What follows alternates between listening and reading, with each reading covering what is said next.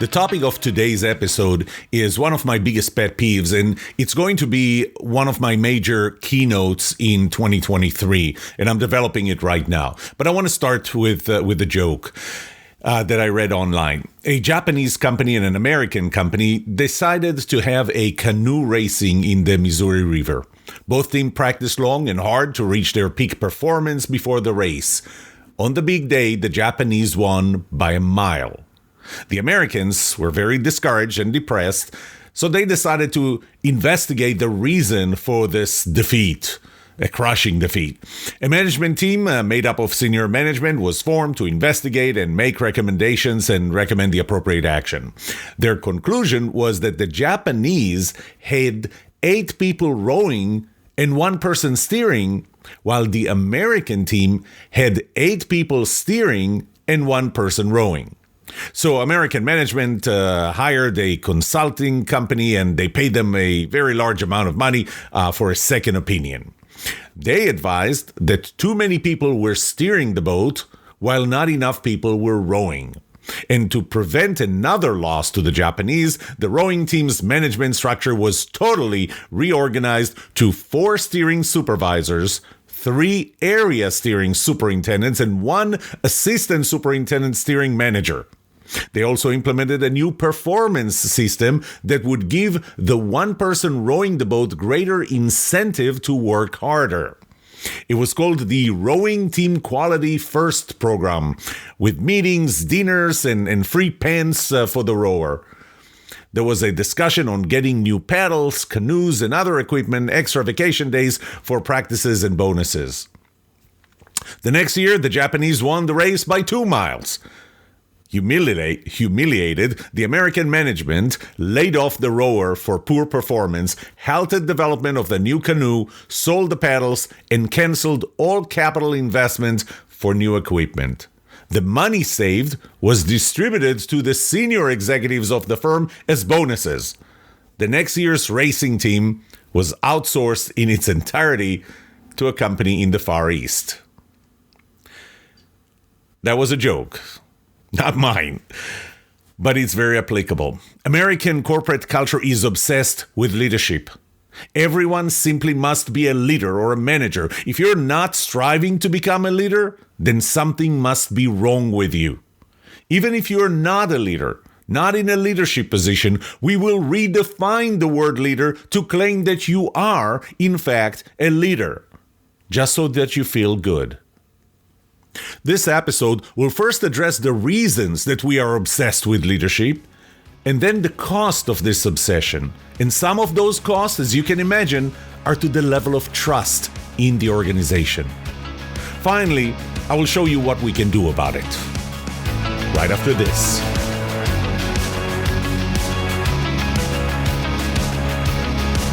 Welcome to The Trust Show. I'm Yoram Solomon, your host, the author of the Book of Trust, and facilitator of the Trust Habits Workshop. My mission is simple. I want to help you form habits that build your trustworthiness, because the answer to this question will have the biggest impact on your personal and professional success or failure. Can I trust you?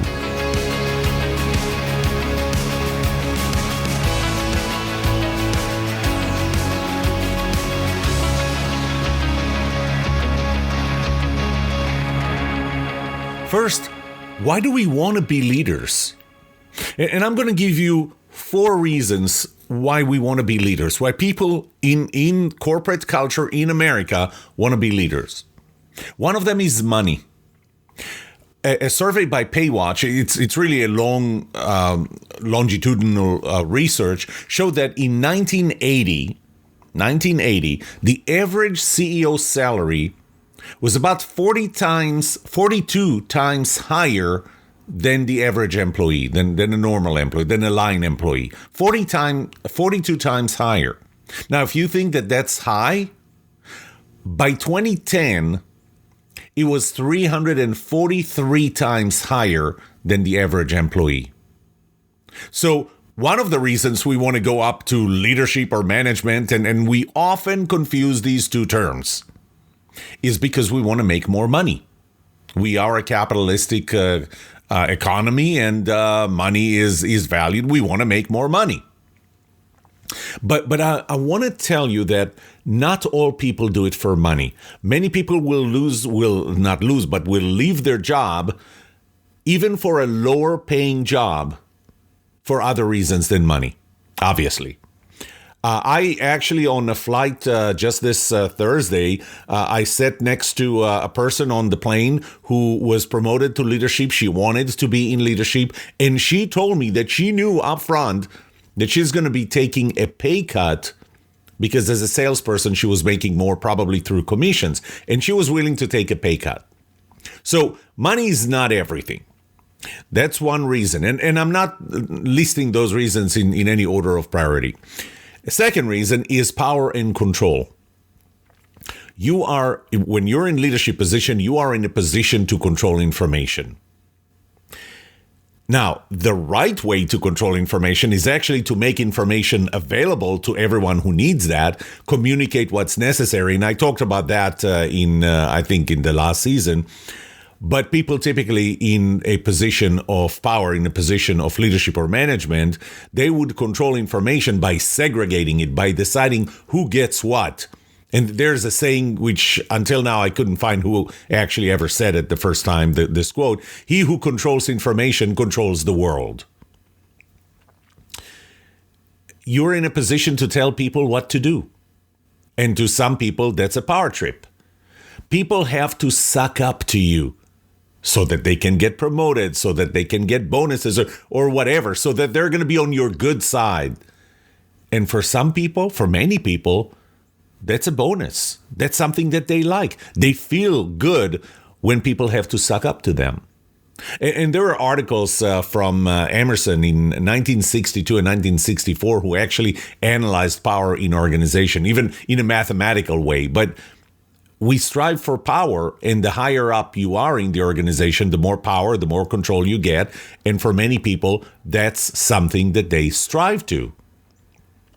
A third reason is people want to be in a leadership position or in a management position because they don't want to be managed or really micromanaged.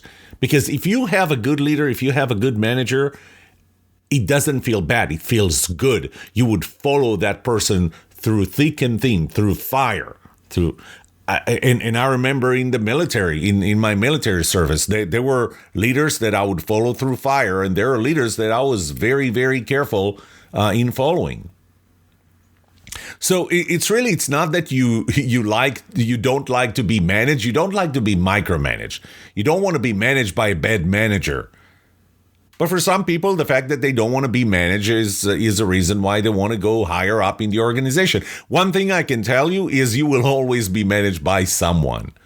Unless you're really an individual contributor. And the question is, how do you look at your customers? Do you look at your customers as people who manage you? And I don't.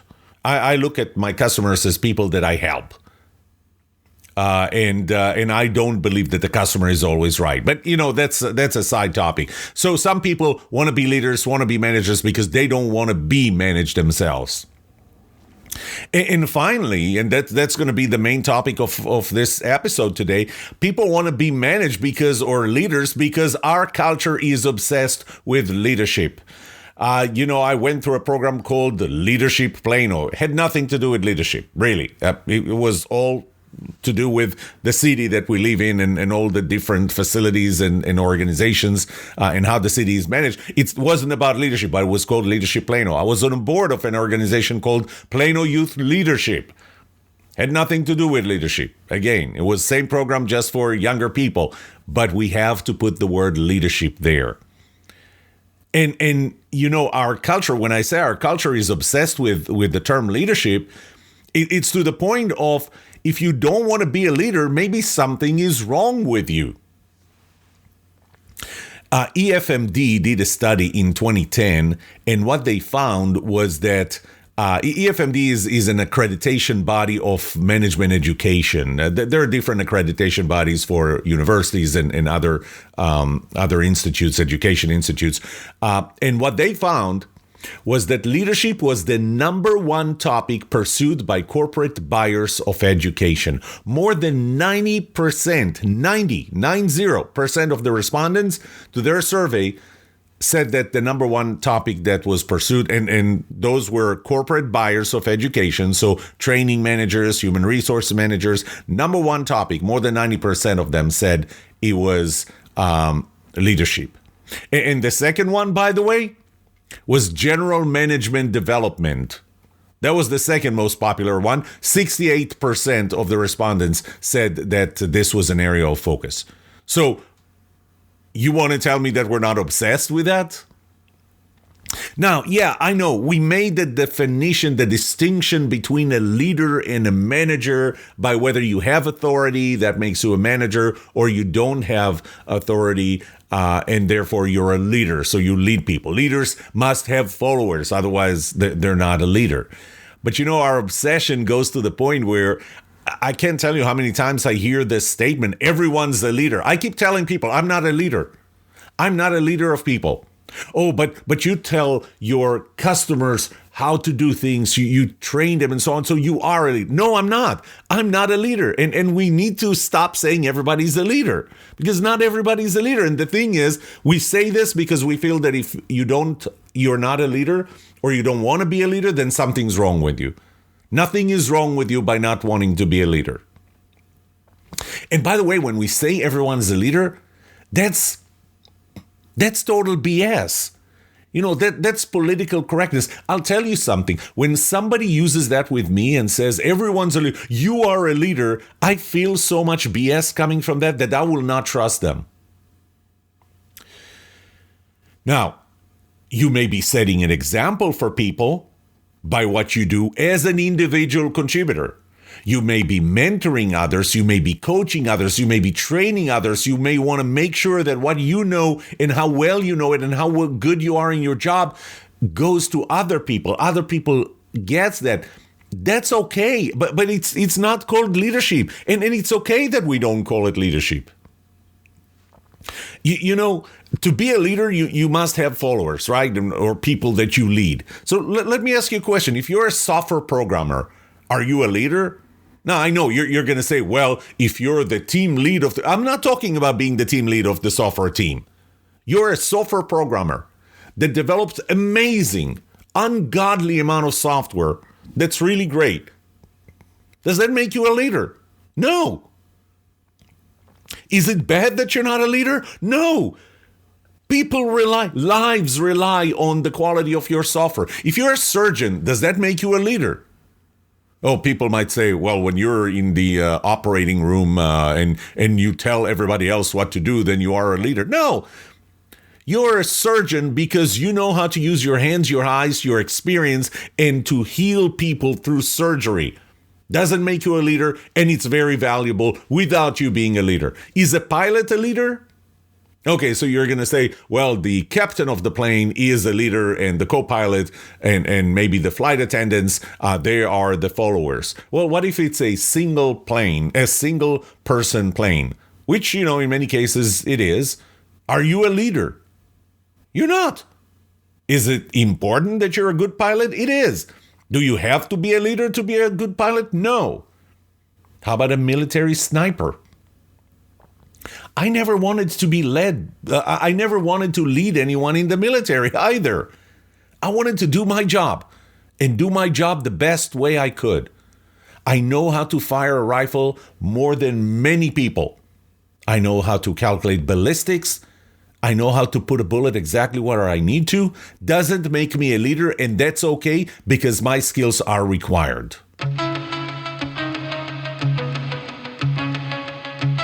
By the way, could you tell up until now that is a pet peeve of mine? It drives me crazy, this obsession with leadership. But you know, you can't have everybody being leaders. Think about, my last example, military. Think about everybody in a small team becomes a leader. We're all trying to pull in different directions.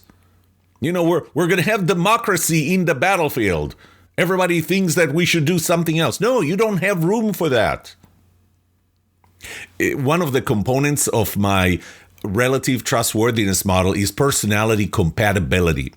And I used to think of this more of as being the same with other people. Shared value was a very powerful component of trustworthiness.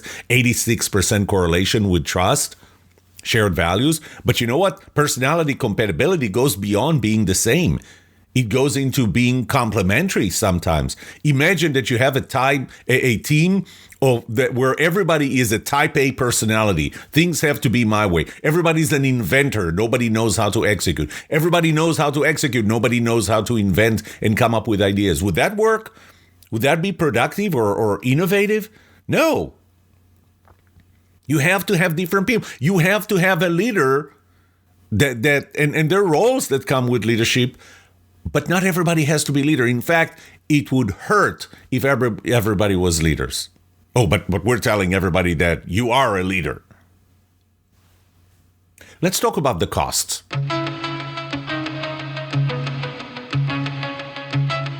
Cost number one, you lose individual contributor talent. So I have to tell you a story, and I told it, in an episode a few seasons ago. Back in 2002, I joined Texas Instruments while still living in California. And my wife immediately asked if we're going to have to move to Texas. And I said, oh, no, we're not going to have to do that. My office was actually still in California. Yes, I communicated with people in Dallas, but we're not going to have to move to Texas. She said, but what if they wanted you to be a general manager of a business unit that is in Texas, and then we're going to have to move? I told her I really don't see that happening. Sure enough, 1 year, 5 months later, they merged a couple of business units. It had an element of technology that I was very involved with. And they said, they asked me to come in and run a $100 million business unit with 89 people. Which since then, whenever my wife says something like this, I take it a lot more seriously than I did before.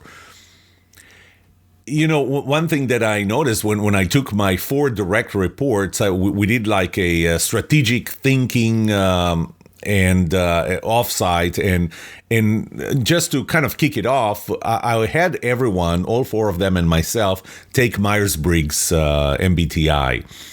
And this was, I think, the 3rd time I already took that. And so I had a sense of what I'm going to see.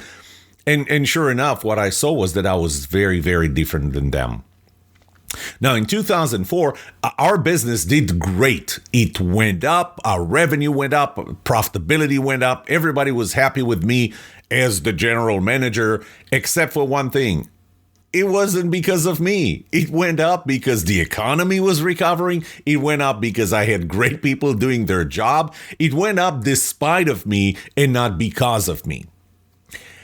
And in 2004, at some point, my boss suggested that I go to this 1 week, I don't know how to call it, it wasn't really a conference. It was a training. It was done by the Center for Creative Leadership in Colorado Springs. And she said, why don't you go there? It was called Developing the Strategic Leader. So obviously, I had some leadership skill issues, which I do. And I know that, and I admit to that. I don't care what you're going to say, that I am a leader after all. I'm not. And if I am, I'm not a good one. And so I went through this week. There are a lot of 360s coming in, and from people I worked with, my boss, my direct employees, people around me. And after that week, which was an amazing week, at the end, I sat down with a psychologist, and the psychologist said, let's frame our conversation around a question. And her question, the question she wanted to use was, are you a startup person or a large company person? Because I served in startups. I started startups. I worked in startups.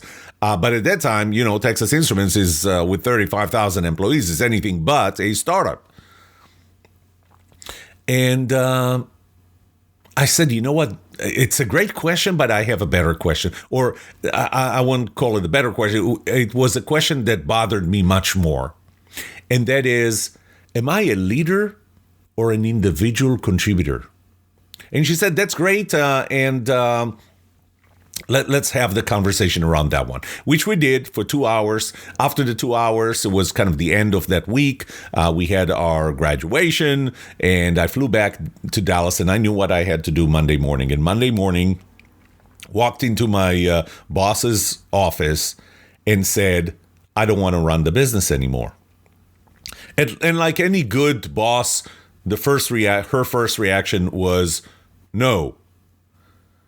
And, we had that conversation for about a week. And after a week, she finally agreed with me. And I told her I'm an individual contributor. And, I'm not going to go too deep into the story of USB 3. But if I had stayed as the general manager of that business unit, we would not have USB 3.0 today. Period. There's no ifs and buts here. Because USB 3.0 started with a really hard push that I had when I went up to Intel at Hillsboro 3 times until I managed to convince them, and then come back to find that my own company doesn't want to do it, and I pushed hard and hard and hard, and eventually we have USB 3.0. Today, with all the content that I develop, I'm contributing, I believe, a lot more than if I would have been a leader, than if I would be the CEO for Texas Instruments today. And that's okay. So cost number one of our obsession with leadership is that we lose individual contributors by promoting them to become leaders.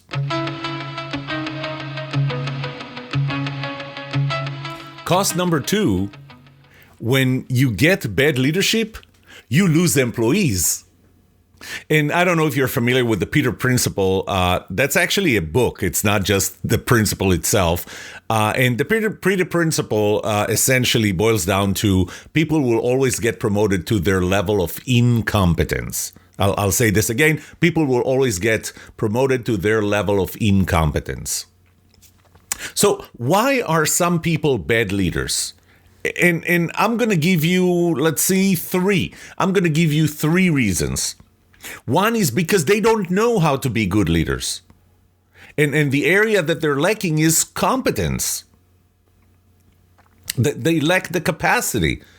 And this always reminds me from a scene in, I don't remember if it was the first or second Shrek movie, when Shrek and Donkey are held upside down in this dungeon, and the donkey keeps yelling, they didn't tell me, read me the Miranda rights, my Miranda rights. They didn't say that I have the right to remain silent. And Shrek tells Donkey, but you do, Donkey, you do have the right to remain silent. What you lack is the capacity. I'll take you back to my time at Texas Instruments, when one time I had to fill my own personal self-assessment for the year, which is something that human resources have you go through. And as I do that, they ask for my strengths. There was a field where I can list my strengths. So I wrote strategy, industry relations, innovation. And then the second question was, if the first one was, what are your strengths? What do you think the next one was? What were my weaknesses? No, areas for improvement. We're so politically correct today that we're not going to call it my weaknesses. Areas for improvement. And so I wrote innovation, strategy, industry relations, same 3. So I get called to the human resources office, and they said, well, you filled your self-assessment form incorrectly. I'm like, how do you fill your self-assessment form incorrectly? I mean, this is your self-assessment form. How can you do that incorrectly? They said, you wrote the same things for strengths and areas for improvement. I said, well, what's wrong with that? They said, well, in areas for improvement, you need to write the areas where you're, not strong at. And I said, if that's what you wanted, you should have called it weaknesses. I have no problem admitting to my weaknesses. I have weaknesses. I have plenty of weaknesses. But you didn't ask about weaknesses. You asked for areas for improvement. So let me tell you something. I'm going to work. I care more about working on my strengths and turning them into greatness than working on my weaknesses and turning them into mediocrity. because I will never turn a weakness into anything beyond mediocrity. I don't care about it that much. I'm not willing to spend the time, the effort, the energy. What if leadership is not one of your strengths as a natural strength? So for some people, it is.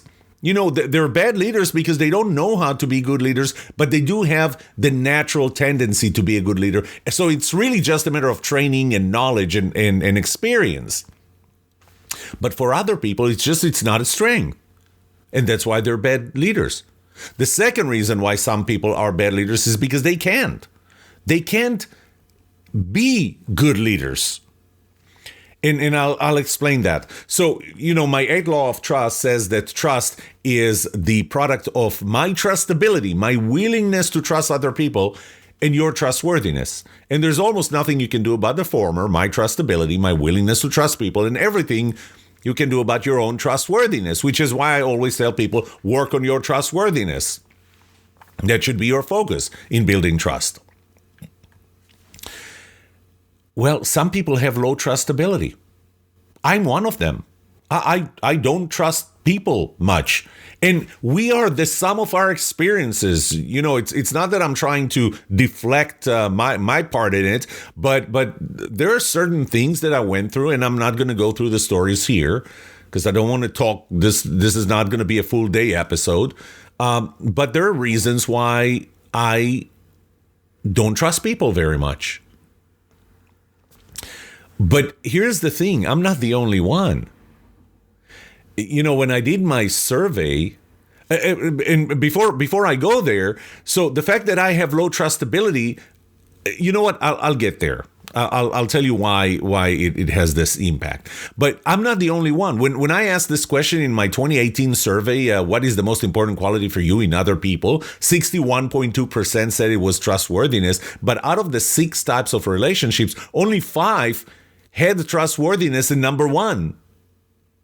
One of them, when I asked leaders about their followers, number 1 quality with 47.5%, almost half, was the willingness to work hard. And you know what Henry Ford once said? Why is it that every time I ask for a pair of hands, they come with a brain attached?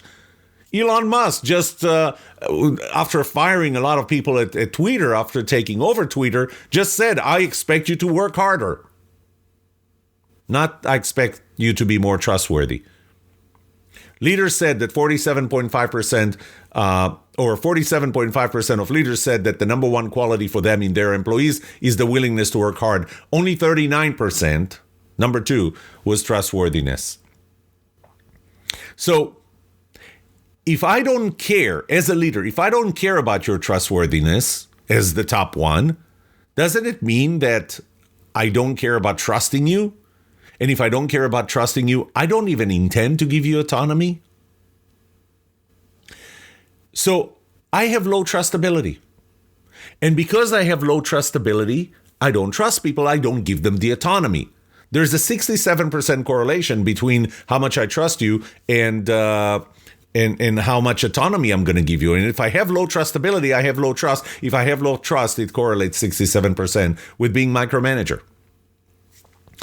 Autonomy, and this goes back to my doctoral research, autonomy has a 47% correlation with creativity and productivity. So we're going to get less productivity, less creativity, because I don't trust you and I'm not giving you the autonomy that you need. So it's not that I don't want to, I can't. And I can't because of, my history. Then you lose employees. You lose employees because when you don't trust them, I use a lot of resources for research that was done before me and some research that was actually done by me on the impact of high level of trust on different aspects of the business and the employees.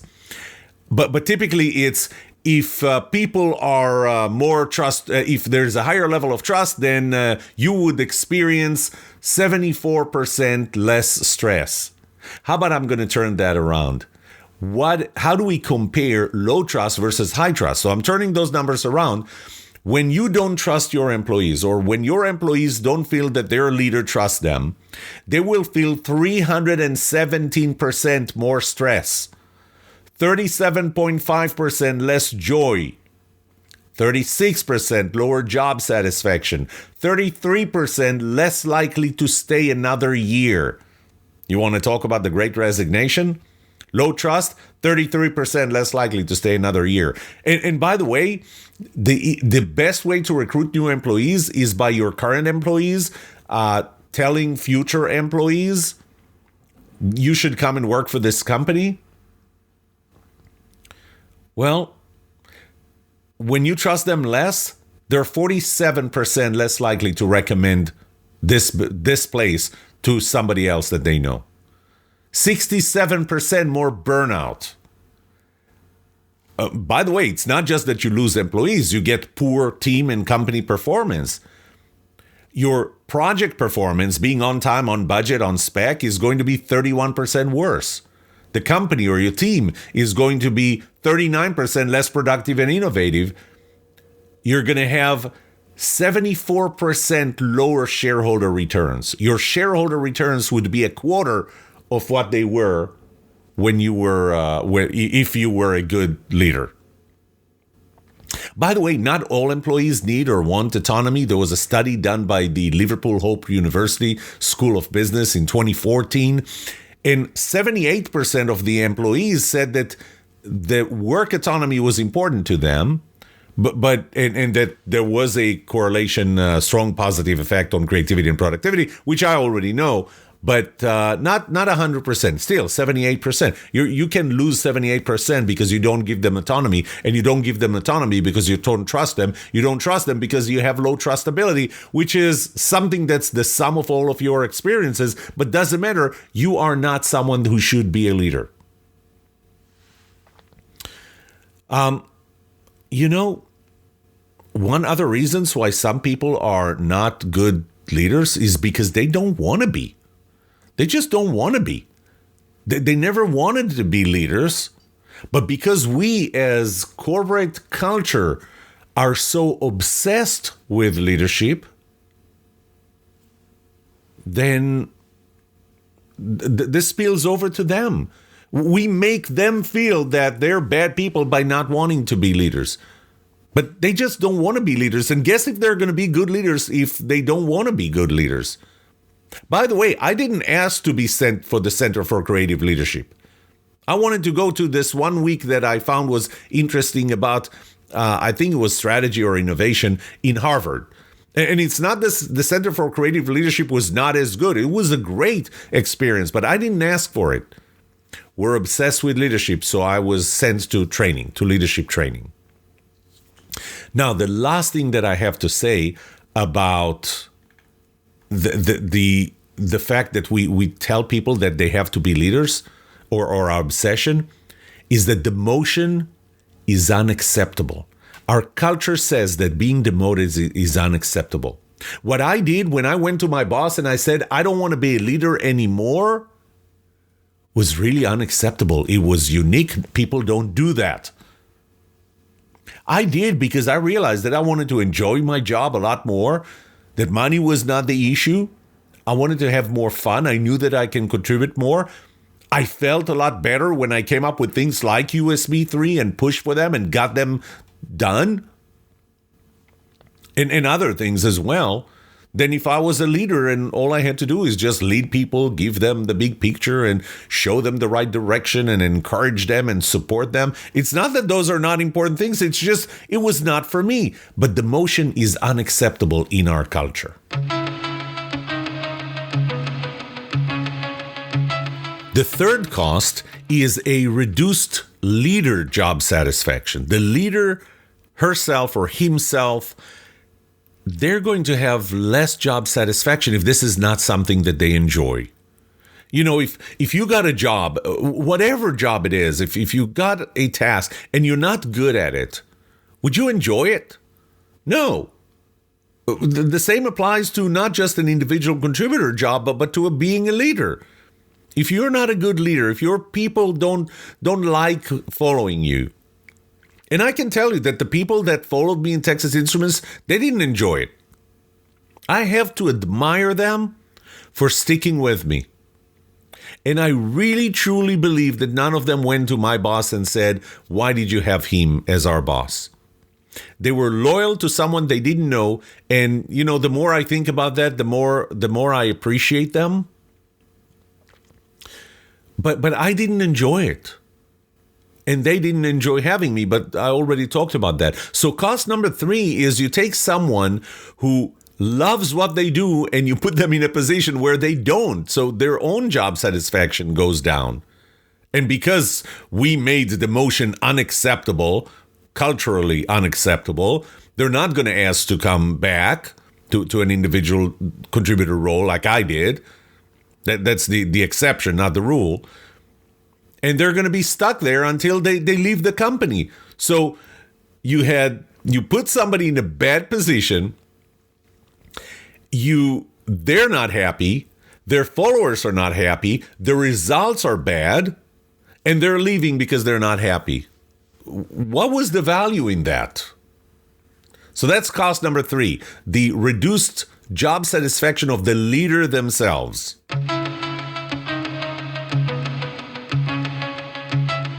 Cost number 4, reduced trust among team members, the team members themselves.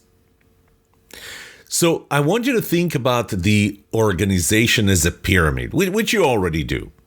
There are a lot of, foot soldiers, line employees, whatever, individual contributors. There are a lot of individual contributors. Unfortunately, we look at them as being at the lower level. And I have to admit, by the way, that there are companies, and Texas Instruments is one of them, that has kind of something that's parallel to leadership, the leadership ladder, and they call it the technical ladder. So you can be an individual contributor and highly appreciated and regarded within the company without being a leader. But I want you to think about this as a pyramid, and I'm talking about leadership levels or management levels as a pyramid. And obviously, the higher you go, the fewer people you have. And assuming that you're not bringing those people from the outside, then those people are going to be homegrown from within the team. One of the 6 components of my relative trustworthiness model is symmetry. And symmetry to me is, imagine this wall outside of the team or outside of our relationship, and we have to be on the same side of that wall. And what puts us on the same side of the wall could be the vision, the mission, things that pull us in. It could be things on the other side of the wall, like a common enemy. And a common enemy can be outside of the company, like, a competitor, the budget, the economy, whatever. It could actually be, our boss who's not a good boss. And because of that, the boss is on the other side of the wall and we're on this side of the wall, which, by the way, would be one of the things that identify a good boss. And that's that you feel that they're on the same side of the wall as you are. And there are other things, but imagine knowing that your boss at some point is going to move on to another position in the company, vertical or lateral, doesn't matter, and that there is a good probability that the next leader of this team comes from within the team. Yep, you're right. That's competition. Now we're competing for promotion. And when we compete for promotion, then we lack symmetry. And what happens is that every one of us wants to show the leaders or show the people who are going to decide who the next leader is, that how much they contribute. And you know what? Maybe even how little others contribute. Can't tell you how many times I've seen that. Being in a leadership position that I never wanted. people coming to me and, tooting their own horn and downplaying the contribution of others. What do you think that does to trust within the team? And by the way, as a leader, you probably, whether you want it or not, you probably have your favorite to who's going to follow you. You may be mentoring a few members. And as a result, those in the team feel that you're being unfair. Once again, you lose trust within the team. And eventually, once someone from within the team does get promoted, others on the team who felt that maybe they deserve the promotion, they may leave. Or just that, the all of a sudden, the instant lack of symmetry with someone that was symmetrical to them up until now, and from now on becomes their boss, that lack of symmetry or instant lack of symmetry would cause people to leave. So this obsession with leadership and knowing that people within the team, one of them is going to get promoted to be the next leader, causes for competition. It reduces the level of trust between team members.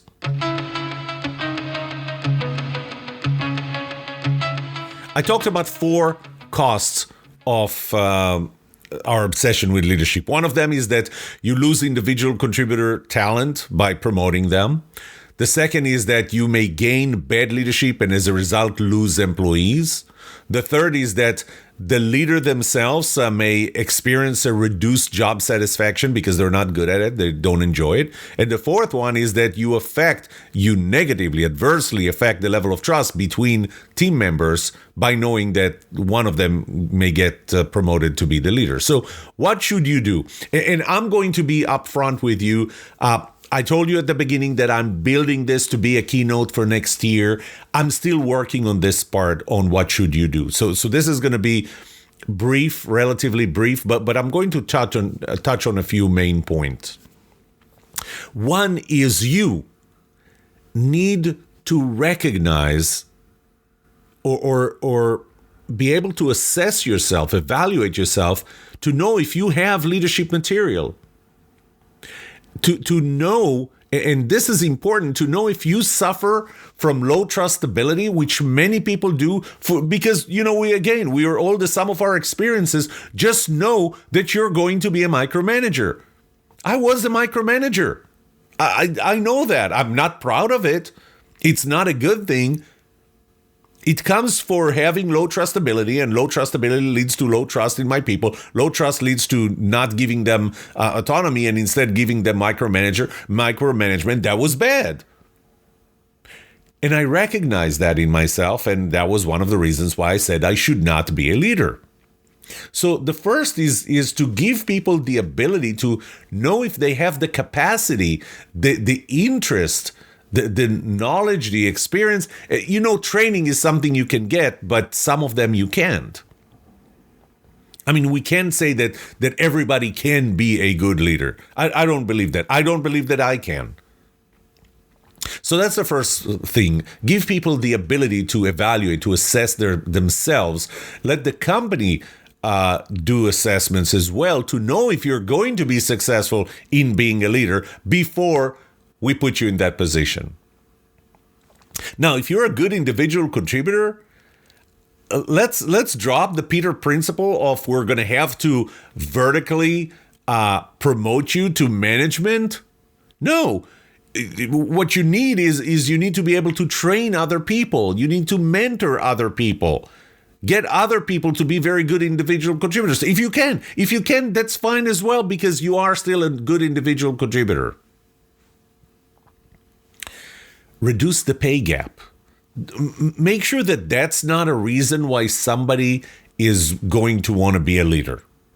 And again, I told you, I sat next to a person in a plane just Thursday who told me that she knew up front that she's going to take a pay cut by becoming a leader, and she still wanted to do that because she wanted to be a leader.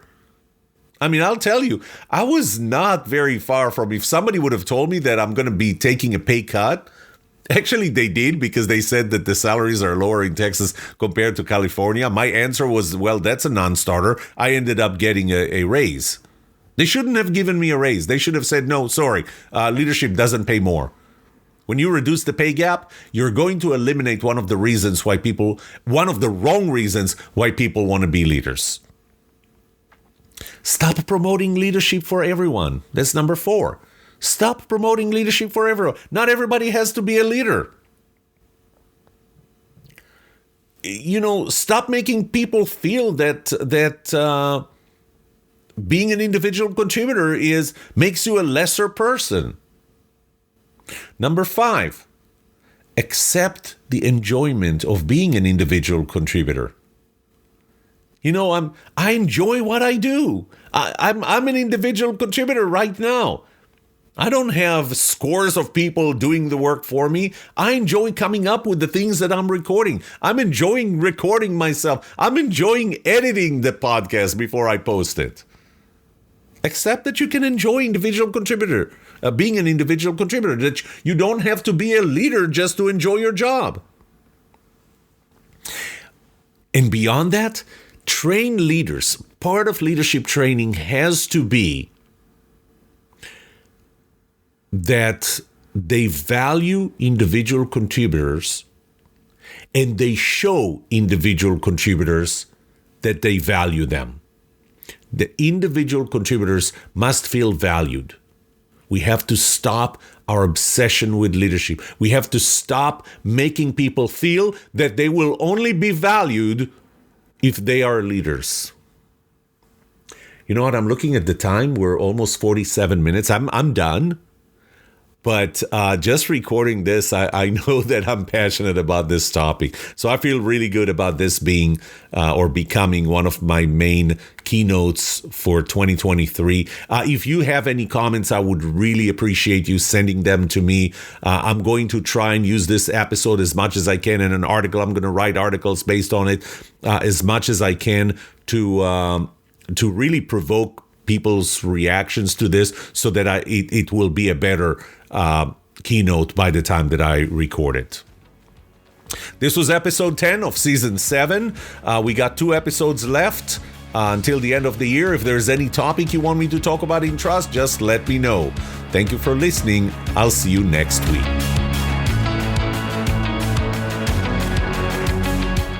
What would you like to know about trust and trustworthiness? Let me know and I'll answer it in a future episode. I would love to hear from you. Email me at yoram@thetrustshow.com. If you like this episode, subscribe to the show so you will automatically get notified when I release a new episode. Rate it. Write a review for this podcast, because those ratings help not only you, but also others looking for podcasts just like this. If you're looking for more resources to learn about how to build trust, be trusted, or know who to trust, look up my workshops, online courses, books, or go to my website, trusthabits.com. And remember that the answer to these 2 questions will have the biggest impact on your personal and professional success or failure.